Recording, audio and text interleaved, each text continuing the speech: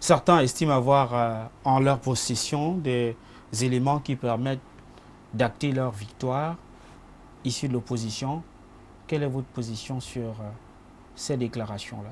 Écoutez, je dis encore, chaque parti a ses méthodes et a, n'est-ce pas, son programme. Nous avons nos PV et dans nos PV, nous savons exactement que nous n'avons pas gagné l'élection présidentielle de 2018. Et nous savons aussi que la plupart de tous ceux qui déclarent qu'ils ont gagné n'ont pas gagné l'élection. Mais nous ne sommes pas là pour venir répondre, n'est-ce pas, ou alors venir répondre à des allégations de tel parti ou de tel candidat. Ils sont libres de faire ce qu'ils veulent. Ils sont libres de dire ce qu'ils veulent. Et nous le disons encore, notre échec est parti du fait que nous ayons ensemble, manifestement, loupé l'occasion de nous asseoir autour de la table par hypocrisie et par égoïsme. Égoïsme à quel niveau, Serge Espoir Matomba? C'est une affaire d'argent qui a divisé.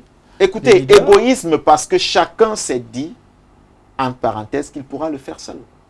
Et à la dernière minute, vouloir faire croire aux autres qu'on essaye de faire un ralliement. Il ne s'agissait pas de cela. Nous avions eu le temps, monsieur Sanjo. L'élection ne s'est pas convoquée, l'élection ne se tenait pas le 6 octobre. L'élection qui se tenait le 7 octobre, ce n'est pas le 6 octobre qui a été convoqué. D'ailleurs 15 jours. Ça veut dire que nous avons eu le temps, et bien avant ces 15 jours, nous avions eu le temps de nous asseoir. Mais est-ce que nous l'avons fait?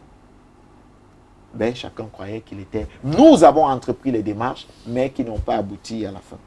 Merci de nous avoir rejoints dans le cadre de cette émission En fauteuil pour vous. Je voudrais qu'on commence par l'actualité. Vous la connaissez mieux que moi. Les zones chrysogènes du nord-ouest et du sud-ouest du Cameroun. Depuis 2016, votre formation politique insiste sur l'urgence d'un dialogue inclusif. Le gouvernement de la République, à travers le Premier ministre, a effectué des descentes dans le chaudron du nord-ouest et du sud-ouest du Cameroun il y a encore quelques semaines. D'abord, quel est le regard que le leader politique que vous êtes jeté sur cette actualité, sur ces deux descentes du Premier ministre? Avant peut-être de parler, n'est-ce pas, des descentes du Premier ministre, il faudra que nous puissions faire une sorte de chronologie, n'est-ce pas, des événements. On sait que la dernière en date de cette crise débute en 2016. Et depuis lors, nous avons fait des sorties, n'est-ce pas, demandant urgemment que nous puissions avoir un dialogue inclusif. Parce qu'il fallait d'abord reconnaître qu'il y a une crise. Après cette reconnaissance, il fallait donc aller vers des premières pistes de solution. Et la toute première piste de solution que nous avons trouvée et que nous avons d'ailleurs proposée, c'est le dialogue inclusif. Et nous avons d'ailleurs cité tous ceux-là qui peuvent faire partir, n'est-ce pas, de ce dialogue. Il faut le dire, après, déjà en 2016, nous parlions du dialogue inclusif. En 2017, nous avons évolué en demandant qu'il y ait une force tampon constituée, n'est-ce pas, des acteurs nationaux. C'est-à-dire qu'une force qui sera entre le gouvernement et tous ceux qui ont développé, n'est-ce pas, les velléités sécessionnistes. Quand on a pu voir qu'il y a débordement de ce côté-là, on s'est dit non, il fallait faire quelque chose urgemment avant que on ne nous l'impose, n'est-ce pas, de l'extérieur. Parce que je continue de croire, nous continuons de croire au sein de notre formation politique que cette crise aura et a le droit d'avoir une solution camerounaise. Et nous pensons qu'au Cameroun, il y a des acteurs, n'est-ce pas, qui sont à mesure de résoudre cette crise. Tout au moins, trouver des solutions de pistes de sortie de crise et ensuite trouver des solutions définitives.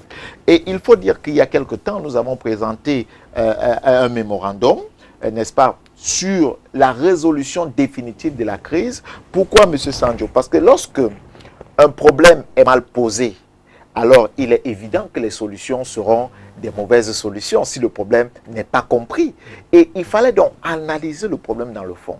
Nous nous rendons compte que ce n'est pas un problème de 2016. C'est un problème qui date depuis l'impérialisme, depuis l'époque coloniale. Parce que si nous repartons un peu dans l'histoire, le Cameroun est partitionné après la Deuxième Guerre mondiale. Une partie est attribuée à la France, une autre partie à l'Angleterre. Voilà en réalité pourquoi est-ce que les Camerounais se battent aujourd'hui pour quelque chose qui ne leur concerne pas. Et il faut donc, pour apporter une solution, n'est-ce pas, définitive à ce problème, comprendre déjà que ce problème date de cette période-là que ce problème est un problème identitaire, que ce problème est un problème culturel, outre le fait de la répartition des richesses. Serge, certains estiment avoir en leur possession des éléments qui permettent d'acter leur victoire issue de l'opposition.